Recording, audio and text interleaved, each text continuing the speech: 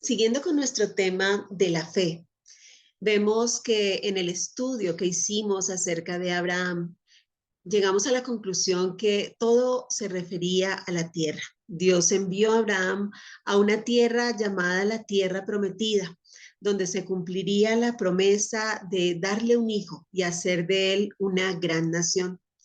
Pero cuando esta promesa se demoraba y habían pasado ya muchos años desde que habían escuchado la voz de Dios diciéndoles que tendrían un descendiente, entonces su esposa Saraí le dijo que tal vez no sería a través de ella y que debería entonces llegarse a su sierva, a una esclava egipcia llamada Agar, y tener un hijo. En esa época esta figura era permitida para las parejas que no podían tener hijos. Y se creía entonces que si aquella esclava daba a luz en las piernas de su señora, entonces este hijo sería por adopción suyo. Llegamos entonces a ver cómo nació Ismael.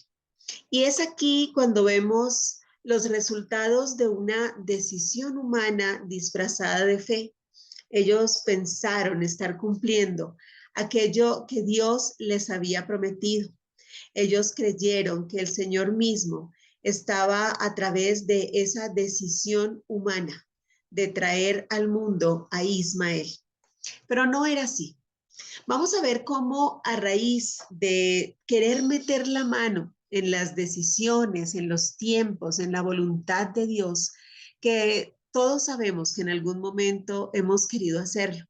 Nosotros queremos establecer una manera, de hecho nuestras oraciones suelen reflejarlo y le decimos a Dios, hazlo así, dame esto, haz aquello, cuando el Señor tiene un plan perfecto que muchas veces no coincide con el nuestro. También queremos todo de manera inmediata, pero el Señor sabe cuándo nuestra vida, nuestro corazón y sobre todo nuestra fe están listos, preparados, pulidos para recibir la promesa. El mensaje bíblico tiene mucho que ver con la tierra. Un tema central muestra que los humildes van a heredar esta tierra. El Salmo 37:11 nos lo dice así, dice que los mansos heredarán la tierra y se deleitarán con abundancia de paz. Dice, maquina el impío contra el justo y hace rechinar contra él sus dientes. El Señor se ríe de él porque ve que viene su día.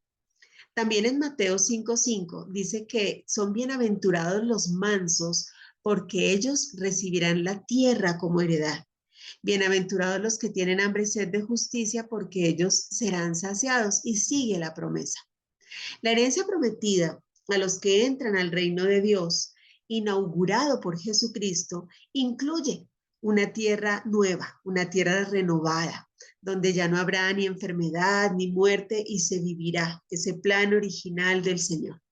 No es una sorpresa entonces cuando nosotros leemos que Dios estableció su pacto con Abraham, incluyendo una promesa en cuanto a la tierra.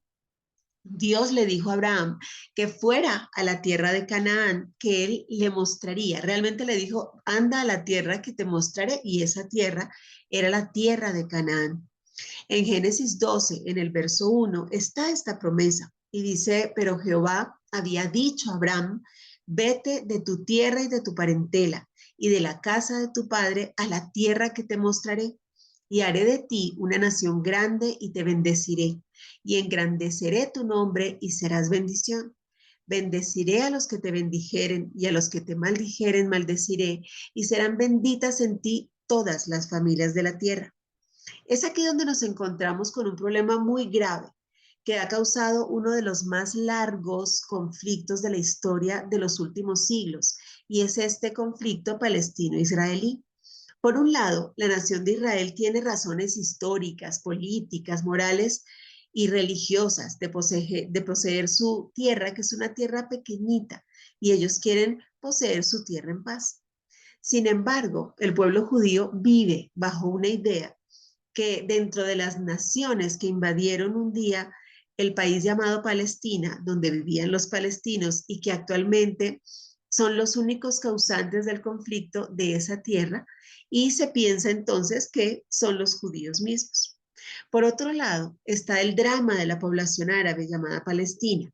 Ellos también tienen sus razones, pero ellos manifiestan que su tierra es ocupada y viven bajo el dominio judío. Eso es lo que ellos afirman. Durante años, lo que han presentado es que Israel es un país agresor y que los palestinos son víctimas de esta agresión. Esta no es una postura nuestra, esto es lo que se dice y cómo se define este conflicto. La descendencia de los dos pueblos, según la Biblia, que es lo que a nosotros nos compete, tiene los orígenes del judaísmo. Esto se remonta a Abraham, que fue llamado el primer hebreo. Esto significa el que viene del otro lado. Y se le conocía así porque él había venido a la tierra de Canaán desde Mesopotamia, siguiendo ese llamado que Dios le hizo en Génesis 12. Cuando los judíos, que son llamados en la Biblia hijos de Israel, nos dice en Éxodo 1, en el verso 1, y de aquí serán llamados más adelante pueblo de Israel o israelitas. El nombre de Israel le fue otorgado al patriarca Jacob, nieto de Abraham, por el ángel con el que él luchó por la bendición. Y al bendecirlo, lo llamó Israel, que significa uno que ha luchado con Dios.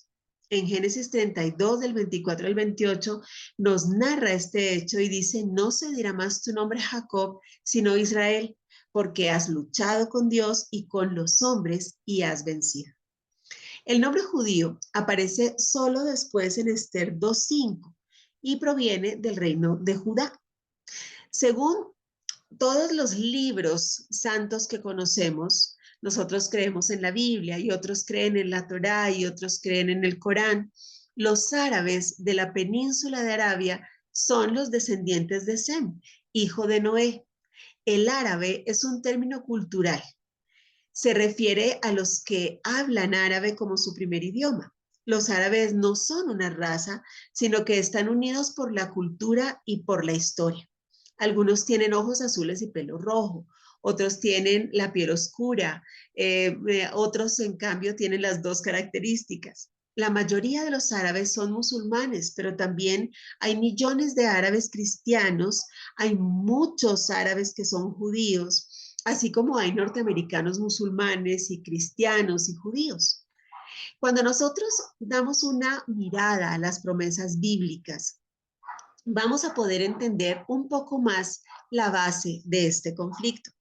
Según lo enseñado en la Biblia, nos cuenta que la promesa que el Señor le hizo a Abraham fue de una nación judía. Le dijo en Génesis 17, del 7 al 8, estableceré un pacto contigo y con tu descendencia después de ti, de generación en generación, un pacto perpetuo para ser tu Dios y el de tu descendencia después de ti. Te daré a ti y a tu descendencia después de ti la tierra en que habitas, toda la tierra de Canaán, en heredad perpetua, y seré el Dios de ellos.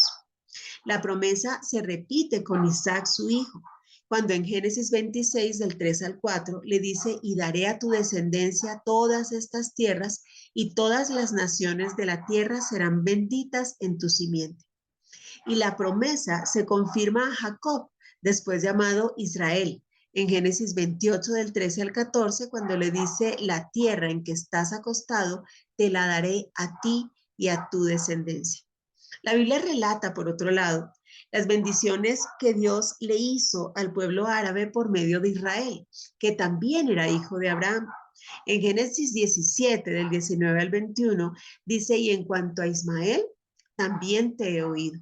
He aquí que le bendeciré y le haré fructificar y multiplicar mucho en gran manera.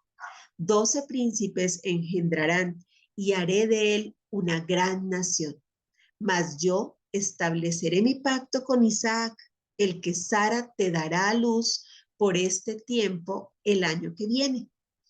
Como vemos, Ismael también tuvo 12 hijos, tal como Jacob. Pero la Biblia se cuida mucho en afirmar y subrayar que las bendiciones en lo referente a la salvación vendrían por Isaac, ascendiente del Mesías de Israel y de la humanidad. Resulta curioso que en el Corán, que es el libro en el que ellos creen y el que utilizan, que se escribió 2000 años después de estos textos de la Biblia, se quiere hacer creer que el heredero fue Ismael y que las promesas de esa tierra eran para él. Y los musulmanes afirman hoy en día que en el pasado fueron judíos los que tergiversaron este texto bíblico para hacer de Israel el heredero en vez de Ismael.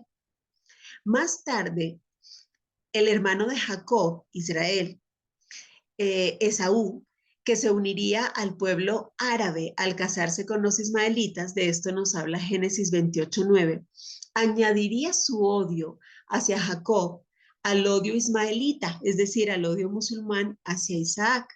Nos dice en Génesis 27:41, y aborreció Esaú a Jacob por la bendición con que su padre le había bendecido, y dijo en su corazón, llegarán los días del luto de mi padre, y yo mataré a mi hermano Jacob. Esta es una herencia que se trae desde Caín y Abel, ese conflicto entre los hermanos, esa herencia que nosotros debemos romper para habitar los hermanos unidos y en paz. Obviamente aquí la heredad y la pelea en sí por esa herencia es por la tierra. Los límites de Canaán se extendían desde Sidón en el norte hasta Gaza en el sur y Sodoma en el Mar Muerto por el este. Una definición más precisa de los límites de Canaán nos la da Números 34 del 10 al 12, cuando decía, como límite al oriente, trazarás una línea desde Azar Enán hasta Sefam. Este límite bajará desde Sefam a Ribla, al oriente de Ain. Seguirá descendiendo el límite y llegará a la costa del mar de Cineret al oriente. Después descenderá este límite al Jordán y terminará en el mar Salado. Esta será su tierra con los límites que la rodean. En esos versículos aprendemos los detalles de las fronteras de la tierra prometida. A Abraham se le prometió la tierra que se extendía entre los ríos de Egipto y el Éufrates, identificada como la tierra de los queneos, queneseos, cadmoneos, eteos. Así nos lo dice Génesis 15 del 18 al 21 y Deuteronomio 11:24 nos habla también de ello y dice que todo lugar que pisare la planta de vuestro pie será vuestro, desde el desierto hasta el Líbano, desde el río Éufrates hasta el mar occidental, será vuestro territorio. Para el tiempo cuando Israel arribó a Moab, las fronteras podían definirse refiriéndose a ciudades y lugares, y Josué siguió esas mismas fronteras. En Josué 15 al 19, entre estos capítulos, lo vemos. La tierra debía repartirse entre 9 tribus y media, ya que 2 tribus y media se establecerían en Transjordania, así nos lo dice el verso 32. Sin embargo, parece ser que nunca se tomó posesión de la tierra prometida en toda su extensión. Hubo un breve periodo en el que durante los reinados de David y Salomón, Israel controló la tierra desde el Éufrates hasta Gaza o desde Dan hasta Berseba. Así nos lo dice en Primera de Reyes 4, del 24 al 25. Y en Ezequiel 47, del 15 al 20, también nos habla de esto. Primera de Reyes nos dice, porque el que señoreaba en toda la región al oeste del Éufrates, desde Tifsa hasta Gaza, sobre todos los reyes al oeste del Éufrates, y tuvo paz por todos lados alrededor, pero después su territorio se redujo. Sin embargo, el ideal de la promesa nunca se perdió de vista. Aquí hablaba de Salomón, recuerde que durante su reinado no hubo guerras. Después de unos 400 años de esclavitud en Egipto, los israelitas volvieron a la tierra prometida por Dios a Israel. En esa época ellos invadieron Canaán y exterminaron las culturas paganas cananeas. Según los arqueólogos modernos, fue de las más perversas guerras de la época y dice que nada tiene que ver con los árabes o los musulmanes, lo que ratifica lo descrito por la Biblia, que habla de cómo en aquel entonces la tierra literalmente vomitó, así lo dicen ellos, a dichos pueblos a causa de sus abominables ritos, de todo lo que ellos hacían. Los judíos permanecieron en esa tierra como nación alrededor de 2000 años, como los reinos de Israel y más tarde Israel y Judá, salvando las épocas del exilio de parte de la población en Babilonia, hasta la época de nuestro Señor Jesucristo y después de la ocupación romana desde el 63 antes de Cristo.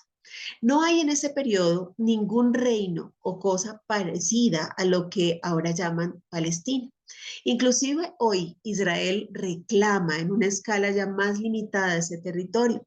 El restablecimiento del Estado de Israel fue en la medianoche del 14 de mayo de 1948 y fue un evento sensacional en estos tiempos modernos, después de siglos durante los cuales la tierra había sido ocupada por otras naciones. Pero la promesa de Abraham espera su cumplimiento, que como está bíblicamente establecido, se dará una generación, es decir, aproximadamente 80 años desde esa época. Así nos lo dice en Mateo 24:33, dice: de la misma manera, cuando ustedes vean todas estas cosas, sepan que la hora ya está cerca y que está a la puerta. De cierto les digo que todo esto sucederá antes de que pase esta generación. El cielo y la tierra pasarán, pero mis palabras no pasarán. La hora nadie la sabe, ¿verdad? Por eso, a velar y a orar. Si nosotros vimos ya las promesas, entonces demos una mirada a las profecías. Según lo que dice la Biblia, todavía anticipamos un conflicto futuro, es decir, que esto no se detiene. En el Salmo 83, después de pedir a Dios que no guarde silencio, que no esté quieto, de mostrar a sus enemigos, el salmista dice: han dicho, venid y destruyámoslos para que no sean nación y no haya más memoria del nombre de Israel. A una se confabulan de corazón, contra ti han hecho alianza. Las tiendas de los edomitas y de los ismaelitas, Moab y los agarenos, Gebal, Amón y Amalek, los filisteos y los habitantes de Tiro, también el asirio se ha juntado con ellos, sirven de brazo a los hijos de Lot. Y vienen todas las profecías contra Edom. Cuando nosotros estudiamos la profecía de Abdías, hemos aprendido que los descendientes de Esaú llegaron a ser oponentes tenaces de los primos israelitas. Cuando estos primos venían de Egipto en ruta hacia Canaán, los edomitas les prohibieron atravesar por su territorio. Más tarde, cuando Jerusalén fue sitiada por Nabucodonosor, los edomitas colaboraron con este rey pagano y aún se regocijaron en la destrucción de la ciudad santa. Aparentemente ellos cooperaron también con los ejércitos de este rey y pusieron emboscadas, los apresaron y aún mataron a los habitantes de Jerusalén que huían de ese asedio babilónico. Vamos a ver otras profecías referentes a Edom y su significado para los acontecimientos en el Oriente Próximo, en los últimos tiempos antes de la segunda venida de nuestro Señor Jesucristo. Una profecía se halla en Jeremías 49, del 16 al 17, y habla acerca de la destrucción venidera sobre Edom. Dice: te engañaron, tu arrogancia y la soberbia de tu corazón, tú que habitas en las hendiduras de las peñas, que alcanzas las alturas del monte, aunque leves como el águila tu nido, de allí te haré descender, dice Jehová. Esto nos anuncia que se convertirá Edom en espanto, que todo aquel que pase por ella se va a burlar en sí de sus calamidades. Hay otras profecías contra Edom que se encuentran en 2 capítulos de Ezequiel. En una parte de este libro habla contra las naciones extranjeras que rodean a Israel, en los capítulos 25 al 32. Egipto y Tiro también reciben una mayor atención, pero habla de los vecinos más próximos a Judá, que son Amón, Moab, Edom y Filistea. Aparentemente esas naciones habían visto la caída del pueblo de Israel con deleite, con burla. Hasta habían aprovechado la oportunidad para vengarse de Judá. Allí nos advierte que vendrá sobre ellos castigo. Ezequiel 25, del 12 al 14, nos dice: así ha dicho Jehová, por lo que hizo Edom, tomando venganza de la casa de Judá, pues delinquieron en extremo cuando se vengaron de ellos. Por eso así ha dicho Jehová el Señor: yo también extenderé mi mano sobre Edom y eliminaré de ella a hombres y a bestias y la asolaré. Desde Temán hasta Dedán caerán a espada, Pondré mi venganza contra Edom en manos de mi pueblo Israel y harán en Edom según mi enojo y conforme a mi ira y conocerán mi venganza, dice Jehová el Señor. En Ezequiel 35, del verso 2 al 5 y del verso 9 al 15, también nos dice, hijo de hombre, pon tu rostro hacia el monte de Seir y profetiza contra él, diciendo, así ha dicho Jehová el Señor, he aquí, yo estoy contra ti. Monte Seir, extenderé mi mano contra ti y te convertiré en un desierto desolado. Tus ciudades asolaré y quedarás desolado y sabrás que yo soy Jehová, por cuanto tuviste enemistad perpetua y entregaste a los hijos de Israel al poder de la espada en el tiempo de su aflicción, en el tiempo que su maldad fue consumada. Y en el verso 9 dice, yo te pondré en perpetua desolación y tus ciudades nunca más se restaurarán. Y sabréis que yo soy Jehová. Por cuanto dijiste, las dos naciones y las dos tierras serán mías y tomaré posesión de ellas, estando allí Jehová. Por eso vivo yo, dice Jehová el Señor, que yo haré conforme a tu ira y conforme a tu celo con que procediste, a causa de tus enemistades con ellos, y seré conocido en ellos cuando te juzgue. Y sabrás que yo, Jehová, he oído todas tus injurias que proferiste contra los montes de Israel, diciendo, destruidos son, nos han sido dados para que los devoremos. Y os engrandecisteis contra mí con vuestra boca y multiplicasteis contra mí vuestras palabras. Yo lo oí, así ha dicho Jehová el Señor, para que toda la tierra se regocije y yo te convertiré en una desolación. Como te alegraste sobre la heredad de la casa de Israel, porque fue asolada, así haré contigo. Asolado será el monte Seir y todo Edom, todo él, y sabrán que yo soy Jehová. Cuando la ruina de Edom fue pronunciada por Jeremías, por Ezequiel, por Abdías, la civilización edomita estaba en su apogeo. Petra era una orgullosa ciudad muy hermosa, labrada en una roca rosada. Sin embargo, según lo leemos en Jeremías 49:22, la destrucción venidera sobre Edom sería como un águila que subirá y volará. ¿De quién habla el profeta? Empieza hablando de la destrucción devastadora a las manos de Nabucodonosor. En Jeremías 25, 9, 15 y el 21, vamos a ver cómo dice, voy a tomar a todas las tribus del norte y a mi siervo Nabucodonosor, rey de Babilonia, y haré que se lancen contra esta tierra y sus habitantes y contra todas las naciones vecinas. Voy a destruirlos, a exponerlos al escarnio y a las burlas. Voy a dejarlos en ruinas para siempre. Palabra del Señor. Cuando Nabucodonosor sitió a Jerusalén, los edomitas colaboraron con él y se regocijaron en la destrucción de la ciudad, lo cual indignó grandemente a los judíos. El Salmo 137:7 dice, Señor, recuerda lo que decían los edomitas, el día que Jerusalén fue destruida. Arrásenla, destruyanla hasta sus cimientos. Después del cautiverio de los judíos, los edomitas invadieron la parte sur de Judá y se establecieron allí. La parte sur de Judea llegó a llamarse Idumea después del cautiverio. En el siglo III a.C., los nabateos invadieron la tierra de Edom y levantaron un reino contra Petra como capital, con Petra como capital.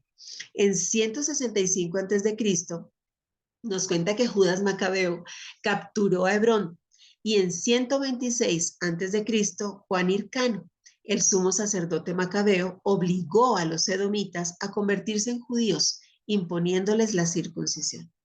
Aún en los tiempos de Cristo, Edom florecía.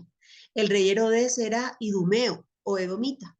Las profecías contra Edom no se habían cumplido todavía y pareciera hasta este punto como si los profetas Jeremías, Ezequiel y Abdías habían fallado en sus predicciones.